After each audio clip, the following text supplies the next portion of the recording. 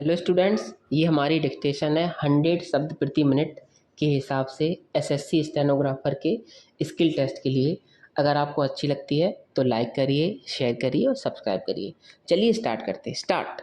महोदय, शहरी लोगों को जिनके पास खेती नहीं होती है उनको सालाना 3,000 की आमदनी तक कोई टैक्स नहीं देना पड़ता, मगर किसानों को इस तरह की कोई छूट नहीं दी गई है। अगर किसानों को 500 रुपया सालाना आमदनी होती है तो भी उन्हें उस पर भूमि राजस्व देना पड़ता है।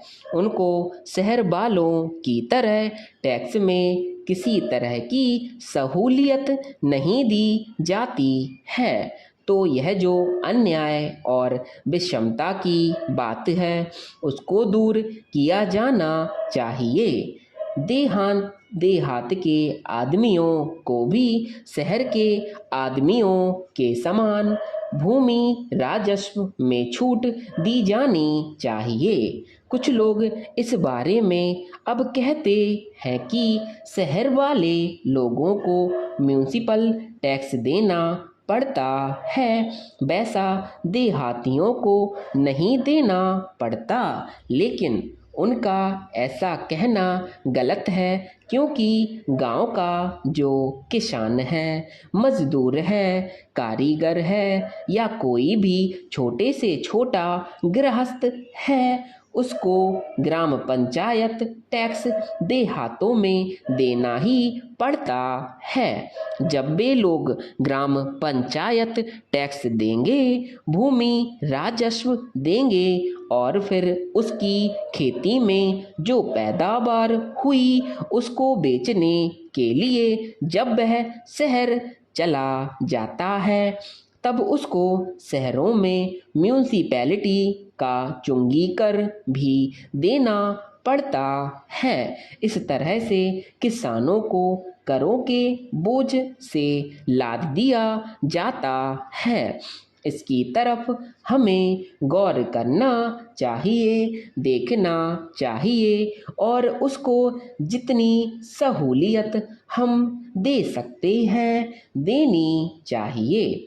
तब वह छोटा किसान पेट भर कर रोटी खाएगा, अपने बाल बच्चों को खिलाएगा और अपने देश में खेती का उत्पादन बढ़ाने की कोशिश करेगा। नहीं तो वह अगर नाराज रहा, दुखी रहा, तो हमारे देश में खेती का उत्पादन किसी हालत में नहीं बढ़ सकता।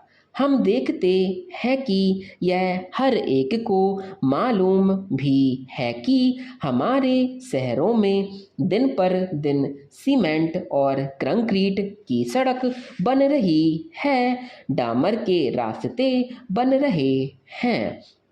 शहर की आबादी बढ़ रही है, लेकिन देहातों में या गांवों में जाइए तो आप यही देखेंगे कि बाबा दादा के समय जो मकान हमारे कच्चे थे, फूस के थे, वे आज भी वैसे के वैसे हैं। हमारे गांवों में आज भी ना बिजली है, ना डामर तथा सीमेंट की सड़क है। इस तरह की दयनीय अवस्था आज भी देहातों की है। इस दुर्दशा का मुख्य कारण उसकी दरिद्रता है। खासकर जो छोटे किसान देहात में रहते हैं उन्हीं की संख्या ज़्यादा है। वहाँ पर जो छोटे छोटे किसान या भूमिहीन मजदूर हैं उनकी हालत बुरी है।